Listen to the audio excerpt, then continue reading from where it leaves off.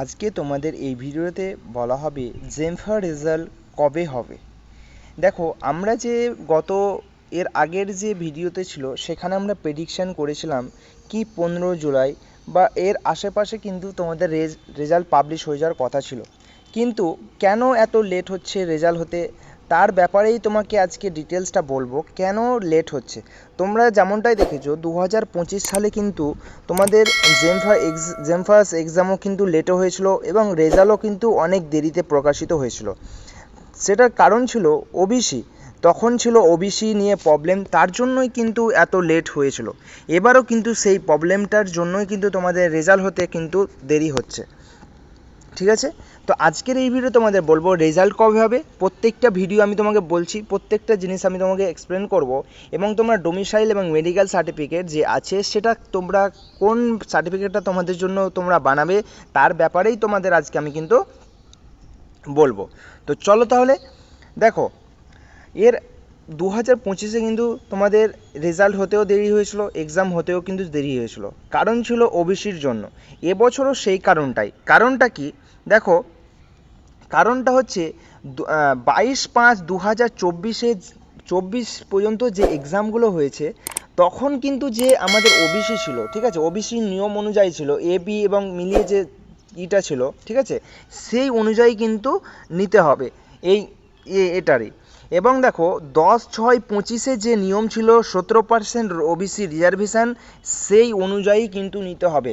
কিন্তু এবছর তোমরা যেমনটাই দেখেছো ওবিসির রিজার্ভেশন কিন্তু 7% করে দিয়েছে, অর্থাৎ এখন কিন্তু একটাই তোমার কনফিউশন, ঠিক আছে, এটার জন্যই কিন্তু তোমাদের লেট হচ্ছে। 17% কিন্তু রিজার্ভেশন করে দিয়েছে, আগে ছিল 7% করে দিয়েছে, আগে ছিল 17%, এই 17%টাকে 7% করে দিয়েছে, এটার জন্যই তোমাদের কিন্তু রেজাল্ট হতে দেরি হচ্ছে।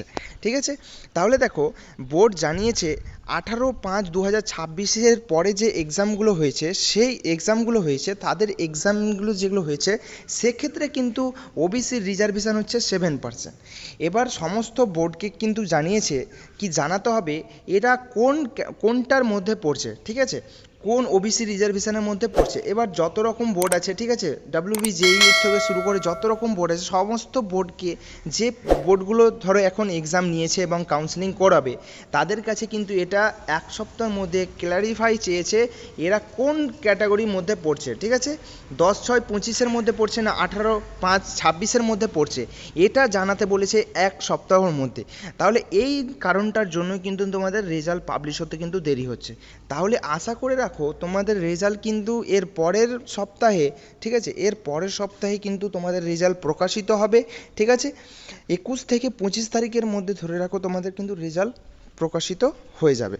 ঠিক আছে, এবার আসি তোমাদের যে মেন জিনিসটা সেটা হচ্ছে তোমাদের medical certificate and domicile certificate. ঠিক আছে, কিভাবে বানাবে এবং কার কাছে বানাতে হবে তার সমস্ত রকমের আমি ডিটেলস তোমাদের বলছি। ঠিক আছে, দেখো তোমরা যদি চ্যানেলে নতুন হয়ে থাকো অবশ্যই চ্যানেলটাকে সাবস্ক্রাইব করে দেবে এবং তোমাদের যে বন্ধুবান্ধবগুলো এক্সাম দিয়েছে তাদের কাছে কিন্তু এটা শেয়ার করে দেবে। ঠিক আছে, দেখো এই যে দেখো এখানে আছে ডোমিসাইল সার্টিফিকেট দেখতে হচ্ছ প্রোফর্মা 1 এবং প্রোফর্মা 2। ঠিক আছে, এবার কাদের জন্য কোনটা অ্যাপ্লিকেবল সেটা আমি বলছি।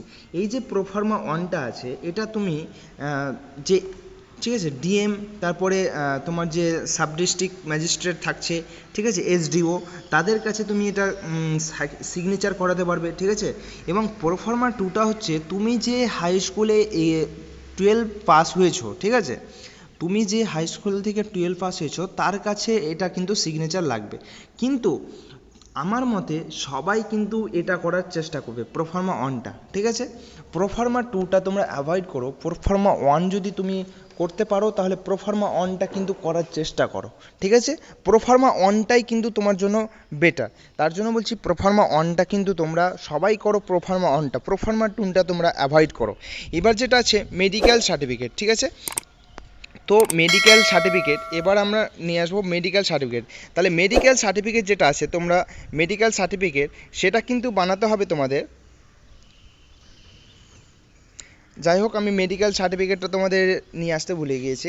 এরপরে যে নেক্সট ভিডিও আমি তোমাদের বলবো ওবিসি এনসিএল এবং যে তোমার মেডিকেল সার্টিফিকেট সেটা কিভাবে বানাতে হবে সেটার ব্যাপারে। তোমরা এখানে দেখতেই পাচ্ছ যেটা আমি নিয়ে এসেছি তোমাদের যে নোটিশ বোর্ডে আছে সেখানে কিন্তু এটা দেওয়া আছে। দেখো তোমরা কার কাছে করতে পারবে, দেখো অ্যাসিস্ট্যান্ট সেক্রেটারি অব অ্যাবাভ, ঠিক আছে, এদের কাছে তুমি দেখো এই যে প্রোফার্মা ওয়ানটা আছে এদের কাছে তুমি করতে পারবে। কিন্তু নোট বলে লেখা আছে দেখো any such as MP MLA এদের কাছ থেকে কিন্তু তুমি পারবে না, সিলেক্টেড এমপি এমএলএ এদের কাছ থেকে তুমি পারবে না করতে, নট অ্যাকসেপ্টেবল, ঠিক আছে, নট অ্যাকসেপ্টেবল লেখা আছে। এদের কাছ থেকে তুমি যদি বানাও প্রোফার্মা ওয়ানটা তাহলে কিন্তু অ্যাকসেপ্ট কিন্তু করবে না, ঠিক আছে।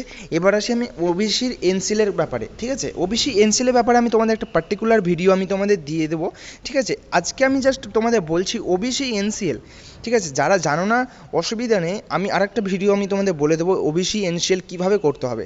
এবার তোমরা যেমনটা দেখতে পাচ্ছ সরকার চেঞ্জ হয়েছে তার জন্য একটু নিয়মগুলো কিন্তু চেঞ্জ হয়ে গেছে, ঠিক আছে। তাহলে তোমাদের আমি স্টেপ বাই স্টেপ বলে দেবো। এখন জাস্ট তোমরা এটা মনে রাখো 1/4/2026 মধ্যে এখানে দেখতে পাচ্ছ দেখো এখানে একটা লেখা আছে 1/4/2026 এর মধ্যে তোমার যদি ওবিসি এনসিএল করানো থাকে তাহলে সেই এনসিএলটাই কিন্তু তোমার জন্য গ্রাহ্য হয়ে যাবে, ঠিক আছে। এবার যদি তোমার 1/4/26 আগে যদি থাকে তাহলে সেই এনসিএলটা কিন্তু মান্য করা হবে না, ঠিক আছে। এটা তোমরা মাথায় ভালো করে ঢুকিয়ে নাও।